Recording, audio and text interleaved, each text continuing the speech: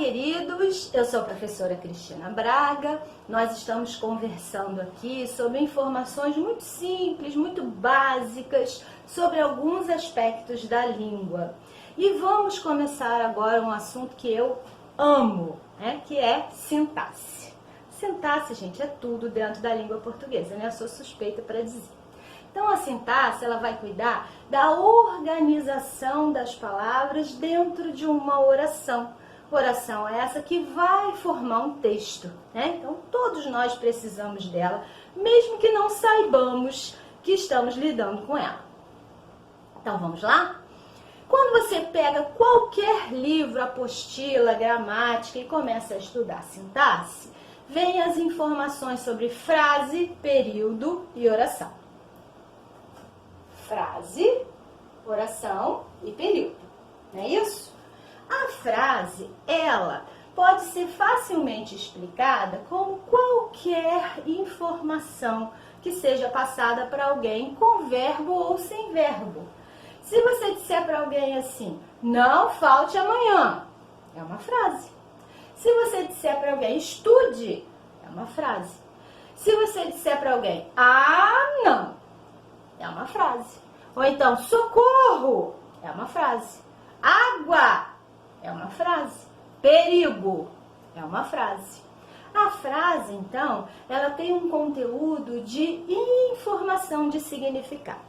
A diferença é que às vezes a gente constrói uma frase com verbo e às vezes a gente constrói uma frase sem verbo. E o verbo, ele tem um papel importantíssimo dentro da sintaxe. Se eu construir uma frase do tipo cuidado, água, perigo, nossa, não.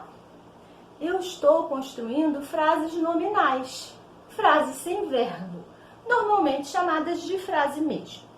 E se eu construir uma frase com verbo, amanhã haverá aula, ou estude bastante, ou não perca essa oportunidade, eu tenho uma frase verbal. A frase verbal é aquela que é construída com verbo. Essa frase verbal, ela é conhecida como oração. Então, o que é uma oração? Uma oração é uma frase que tem verbo. Fácil, né? E o período? Como é que fica nessa história toda? Bem, o período é um enunciado que vai da letra maiúscula até o ponto. E dentro desse enunciado, com verbo, eu posso ter uma oração, 2 orações, 3 orações, várias orações. Sempre eu tenho oração dentro do período. Se esse período tiver uma oração só, ele é um período simples, porque só tem uma oração.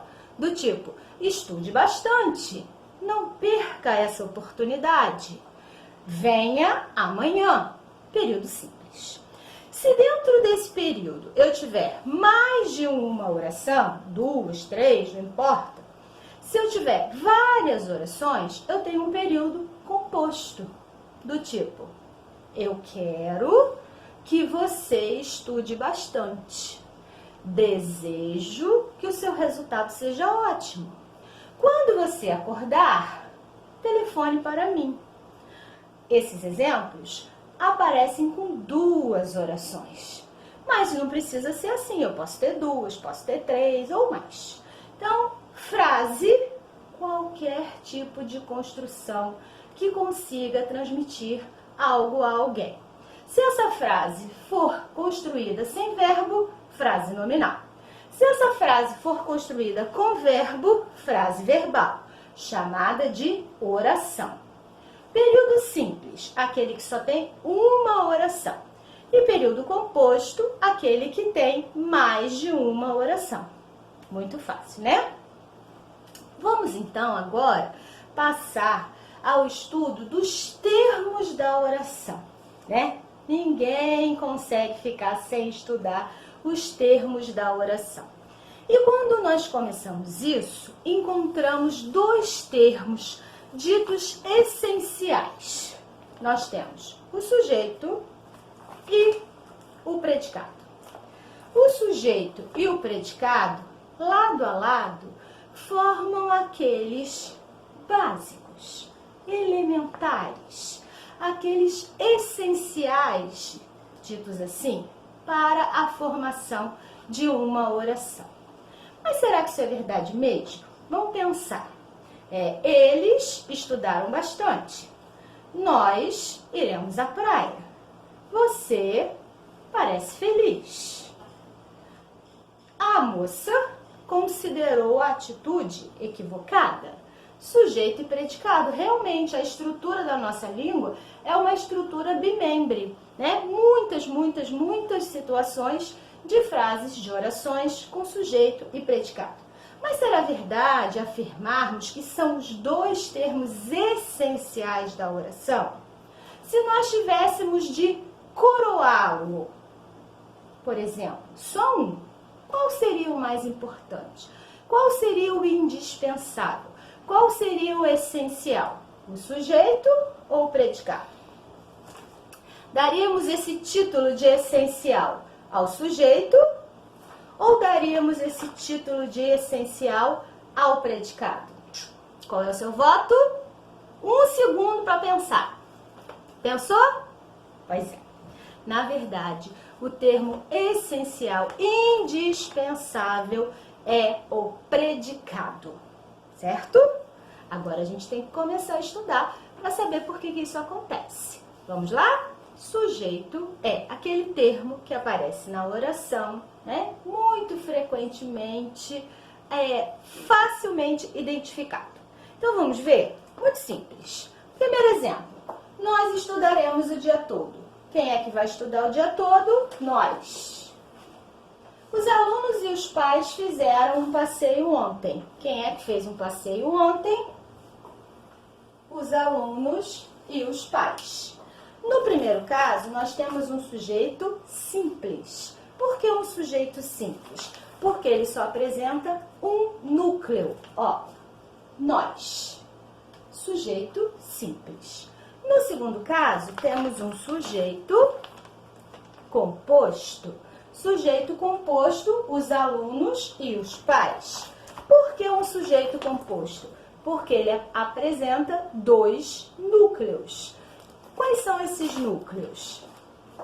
Alunos e pais. Fácil, não é? Então, sujeito simples é aquele que apresenta um núcleo. E sujeito composto é aquele que apresenta dois ou mais núcleos. Continuando os tipos de sujeito, vamos observar esse aqui. Não fui ao passeio. Não fui ao passeio. Eu quero circular o sujeito como eu fiz nos outros. Quem é que não foi ao passeio? Eu.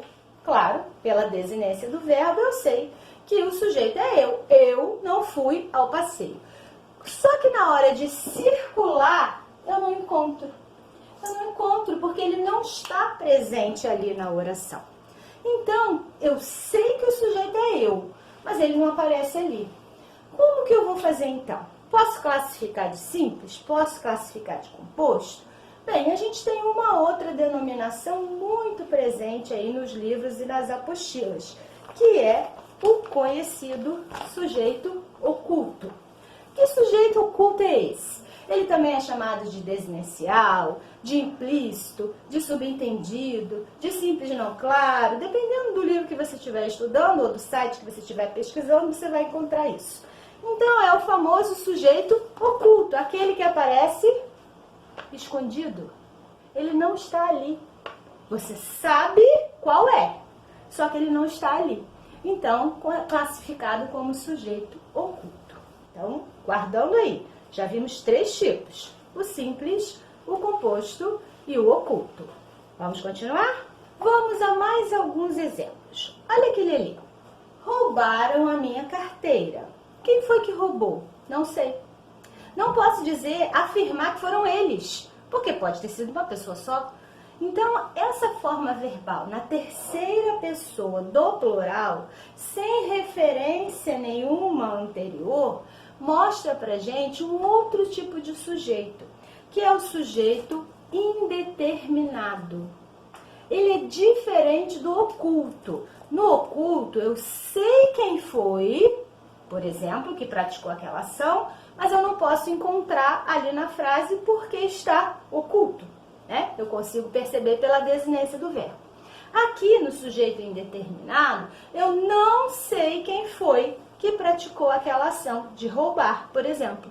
Não sei, não faço ideia. Às vezes eu até sei, mas eu não quero dizer. Deixaram a toalha molhada em cima da cama. Sabe muito bem quem foi que deixou, mas eu não quero dizer. Pegaram o meu caderno aqui na mesa. Eu sei quem foi, mas eu não quero dizer. Então, esse sujeito é o sujeito indeterminado. Não posso circular ali na oração porque ele não aparece. Como ele não aparece e eu também não sei quem é, ele é classificado como sujeito indeterminado. Eu sei que alguém roubou a carteira. Eu só não sei quem foi. Sujeito indeterminado. Um outro exemplo. Choveu bastante ontem. Também não posso identificar o sujeito daquela oração. Não posso tentar descobrir quem choveu, porque ninguém chove. Simplesmente chove. Um fenômeno da natureza. Chover, ventar, nevar. Então eu tenho um caso de oração sem sujeito. Aqui, não é que o sujeito esteja escondido, não é que eu não saiba quem tenha praticado aquela ação, simplesmente não há sujeito, né? Então, eu tenho um caso de oração sem sujeito. Vamos estudar todos eles. Voltando agora àquela nossa pergunta lá do início do vídeo. Entre o sujeito e o predicado, a quem nós daríamos a coroa de termo verdadeiramente essencial? E nós falamos que foi o predicado, não é verdade? Por quê? Porque o sujeito pode não aparecer, o sujeito pode não existir, mas o predicado sempre está lá. É no predicado que aparece o verbo, que é a alma da oração. Então, o termo verdadeiramente essencial é o predicado. Vamos treinar mais um pouquinho? Vamos analisar esses exemplos. Caiu uma chuvinha fina. Eu localizo o verbo, lembra que o verbo é a alma da oração? E pergunto para ele, o que é que caiu? O que caiu foi uma chuvinha fina. Como que eu vou classificar esse sujeito? Sujeito simples. Ué, Cristina, mas você acabou de falar que fenômeno da natureza é a oração sem sujeito. Peraí, gente, vamos ver o verbo. O verbo é chover? Não, o verbo é cair. Então, esse verbo ele vai ter o sujeito dele, ele é um verbo pessoal. No primeiro caso, sujeito simples, uma chuvinha fina. Simples por quê? Porque só tem um núcleo, que é chuvinha. Segundo caso, meninos e meninas foram convocados. Quem é que foi convocado? Meninos e meninas. Tem dois núcleos, muito fácil, sujeito composto. Dois núcleos, meninos, meninas. Vamos ao terceiro caso? Chegou àquela cidadezinha um novo circo. Vou achar o verbo chegar. Quem é que chegou? O que chegou àquela cidadezinha? Um novo circo. Um novo circo, sujeito simples. Por quê? Porque só tem um núcleo. Circo, não é? Mas na primeira, o sujeito está no final da frase. Na segunda, o sujeito está no início da frase. Na terceira, o sujeito está no final da frase. Gente, nenhum problema, né? O sujeito pode aparecer no início, no meio, no final. Quando ele aparece na ordem comum, né? Aquela ordem frequente, sujeito, verbo, objeto, restante, a gente diz que a frase está na ordem direta. Quando aparece uma ordem que não é muito comum, que o sujeito vai lá para o final da frase, essa frase está numa ordem inversa. Mas na língua portuguesa, isso não é problema nenhum. Vamos a outro exemplo? Não haverá aula amanhã. Cadê o verbo? Haver. E para tudo. Verbo haver tem uma regrinha. Verbo haver, no sentido de existir, ele é impessoal. O que é impessoal? Não tem sujeito. Não tem sujeito. Então, em não haverá aula amanhã, o que eu vou circular como sujeito? Não vou. Tudo que eu tenho aqui é predicado. Temos um caso de oração sem sujeito. ou sujeito inexistente, né? Dependendo da fonte que você estiver usando aí. E por último, precisa-se de ajuda. Quem precisa de ajuda? Não sei. Não faço ideia. Alguém precisa, mas eu não sei quem é. Como eu não sei quem é, eu tenho aquele sujeito que eu não consigo identificar, que eu não consigo determinar. Então, eu tenho um caso de sujeito indeterminado. Em precisa-se de ajuda, o sujeito é indeterminado. Ah, mas não é só com verbo na terceira pessoa do plural, não, como falaram, reclamaram, disseram, roubaram, tiraram. Não, nós temos outros casos de sujeito indeterminado. Por isso que agora a gente vai estudar um tipo de sujeito de cada vez. Certo? Estão animados? Então, vamos lá.